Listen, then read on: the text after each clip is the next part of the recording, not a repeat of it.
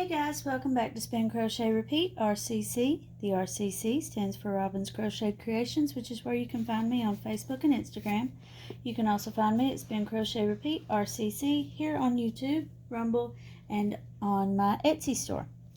So today I'm going to do a little dyeing experiment, something that I have not tried. It's a cold dyeing rather than warm on the stove or in the oven. If you saw my autumnal colorway that I did in a full throwaway baking pan and put it in the oven, but that was with 100% wool yarn. This is Lion Brand Yarns Woolies Thick and Quick, and it is 80% acrylic, 20% wool. Because the acrylic is in here, acrylic is just basically plastic. So because it is a large part acrylic, an extreme majority, this does not need to be in extreme heat. It does say that it is machine washable and dryable, but being in the dryer, potentially with other clothing, other cloth articles, is different than being in the oven or in a pot on the stove. So what I'm going to try is to dye this yarn in this mason jar. So my first step is I could just stick this down into the mason jar and see what we get, and I may try that another time, but for now I'm going to skein this up on my nitty knotty and into a hank, and I'm going to plan on adding some color into the bottom, then adding a portion of the yarn. I would like to try adding a second color and then more of the yarn, and kind of almost alternating, almost like a yarn dye lasagna in in the jar. Certainly not edible, but maybe it will be just as pretty as homemade lasagna. Anyways, I'm going to go and get this wound up on the nitty knotty, and we'll meet back when I've got that done, got my colors mixed up, and we're ready to put it in the jar. Okay, so while I was mixing my colors, I did soak my yarn in some warm water with a little bit of vinegar mixed in. The thing about dyeing yarn, which you may or may not have heard before, is that, yes, we have Mr. Kitty joining us because he's nosy, and that's okay. But animal proteins need acid for the dye to bind. Now the dye that I'm using is food coloring, and but there are commercial acid dyes that will only dye the wool that is in this yarn. It may stain the acrylic to a degree, but what I'm expecting is to get a very heathered effect, to where the colors will not be very bold, but probably more of a pastel. So there was some vinegar in the pre-soak, and because I want to try to keep the colors separated as I layer them in the jar, I added half a teaspoon of citric acid to each of my dye bottles before I added in the color. I mixed the colors myself. This is just a sky blue, and this is kind of a random mixture. I couldn't really name the color that I was going for. I just knew I would know it when I saw it. So it is a mixture of pink, mostly pink, and well, on the label it says flesh color, which was actually It was very much a burnt orange shade, just straight out of the bottle. So it's a mixture of mostly pink and the flesh color, and 2 drops of red and a drop of brown. So the red and the brown, I don't know how much of a significant difference that made, but it kind of got me where I wanted to be, so I was happy with it. So I've got my, and all I did was mix it with a bamboo skewer. Checked it on a paper towel until I was happy with the shade. So I've got my pan down here just as a precaution. I've got my hank tied in 4 different locations. So what I'm going to do is I'm going to start with the blue. I'm going to put some of this in the bottom of the jar.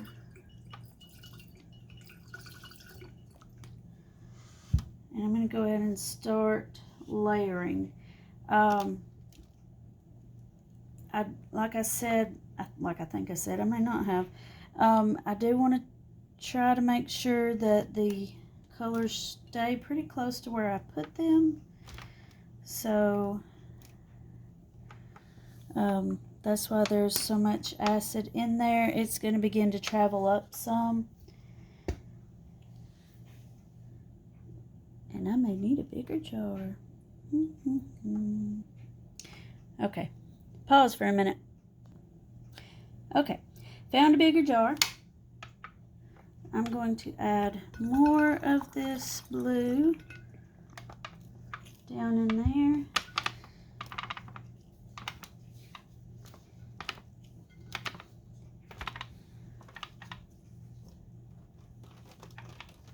And there's a little bit of color, or not color, but water still running out of the other end of the skein.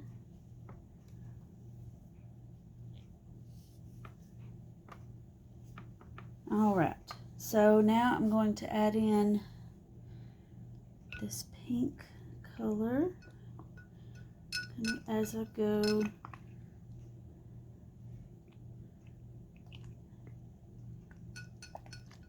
I think I'm going to add all of this to the middle.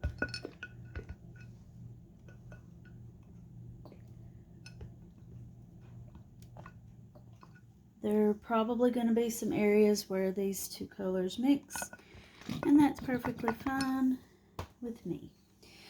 Alright, I'm going to put the rest on the top. There's no way that would have fit in that other jar. That's funny. We're also probably going to get a tonal effect because of it being so packed in here. But I think it could end up being pretty interesting. Alright, let's got all that dye used up. I don't have a lid for this, so I'm going to find something to cover it with, and I'm going to set it in a location that's just out of the way in my kitchen. There you can see the rest of the jar. And I'm going to wait, I'm going to give it a couple of days just to see how it turns out.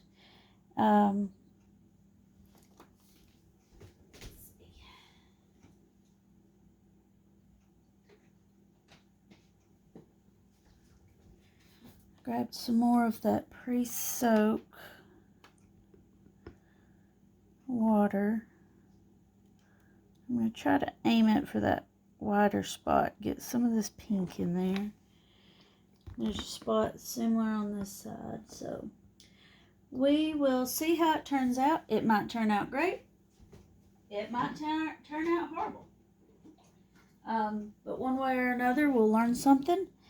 And I did use warm water with the pre-soak. I did use warm water with mixing the dyes, but it's still considered cool vat because we're not adding any heat in order to set the color. We're just going to give it time, let it do its work.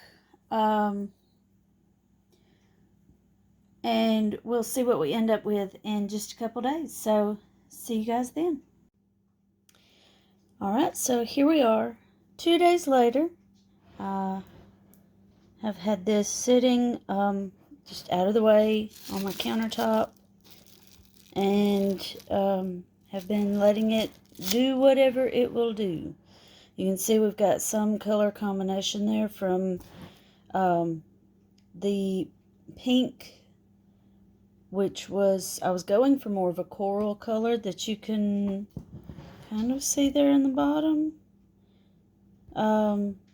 But this really is just a full-on experiment. So what we get is what we get, and I'll be happy with it. And some of it's lighter, some of it is combined to make purple. There's some different shades of blue. So what I'm going to do now is show how this washes, and we will see just how much color retention that we get. Adjust this just a little bit more. Okay.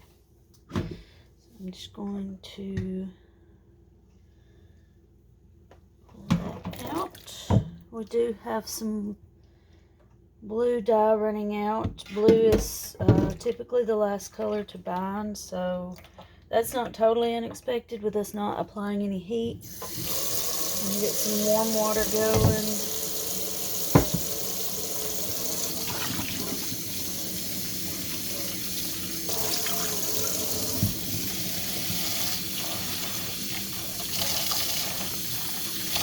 The top of this is almost completely dry, so I'm going to mainly just kind of rinse out the bottom before putting it all in there. I really love this light teal that we have here at the top. Press in there.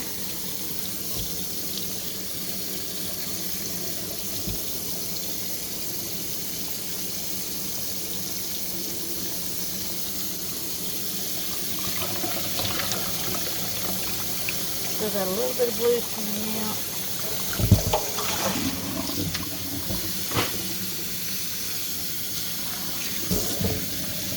A little bit of dish soap.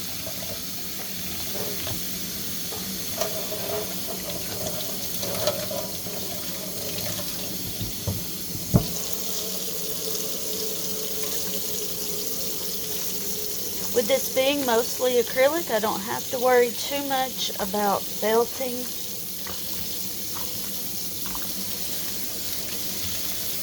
Dish soap is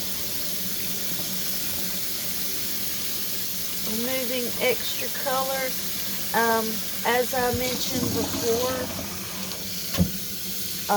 with it being 80% acrylic, it is going to be more pastel, more heathered.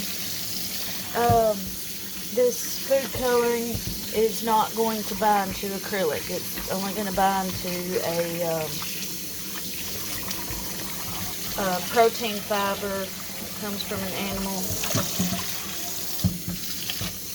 So this runoff is not really alarming. It potentially stained some of the acrylic, but it's not actually binding to it.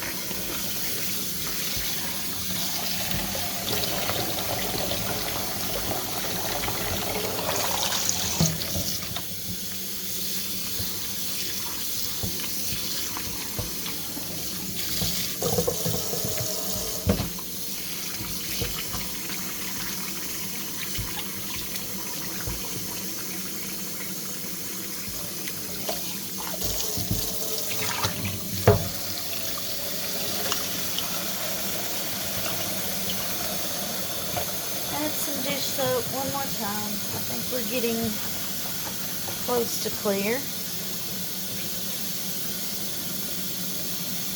Don't want to have this come off on everything when it's used. I don't want the color, if there's any left, to be coming off on somebody's hands or whoever's using the item that's made from it. So want to make sure our water runs clear.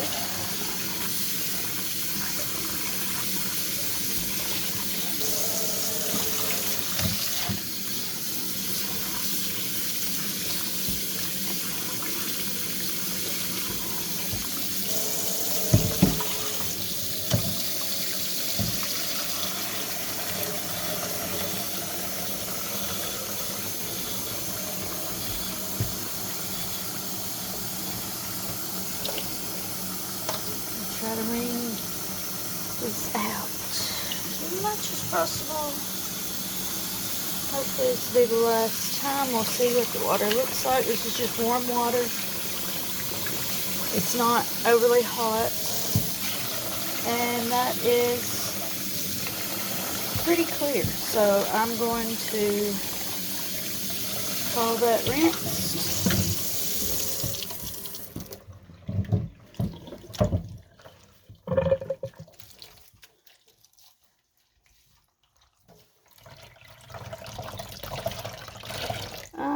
Well, there's a little bit of blue left in there, but I think it will be okay. I'm going to squeeze a little bit more water out of this, and then we will look at the yarn. So here we are with our finished skein. It's not completely dry, but so these colors will lighten just a little bit as it finishes drying.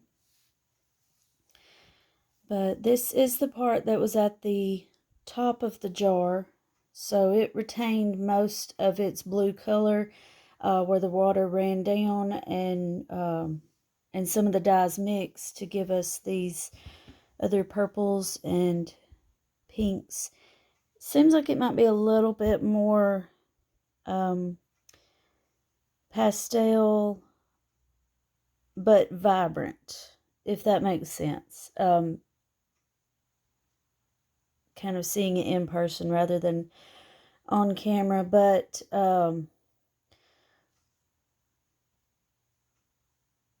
this is really neat how the colors just kind of combined on their own to give us those purples in comparison to the blue. See where the pink in the middle, we maintained some of that pink. Here's a section that's got it just a little bit of a brighter shade. So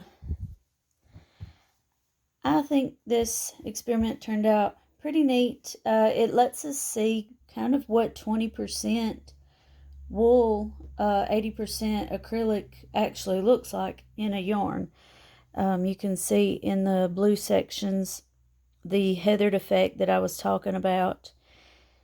If we take one of these strands and kind of untwist it and open it up a little bit, we can see there it is. We can see the wider parts almost, well, I wouldn't really call it glazed, but you can see definitely that the acrylic does not take the color the way that the wool does. So I would call this experiment a success. I would encourage you to try something new. Try the same experiment just with different colors. I may do that myself. I thought about retrying this experiment with some of the food coloring mixed with citric acid to make a powder for speckling, but I think that would work better with a 100% wool, because or a much higher content wool, because you're just going to have the runoff from the speckles, because there's not as much there for it to bind to in a yarn that is only 20% wool. So I appreciate those that have watched. I hope that you have enjoyed it. I hope you have learned something. If you wouldn't mind, I would appreciate a like or a follow or a subscribe. Excuse me. And yeah, share this with somebody that you think would enjoy it. See you guys next time.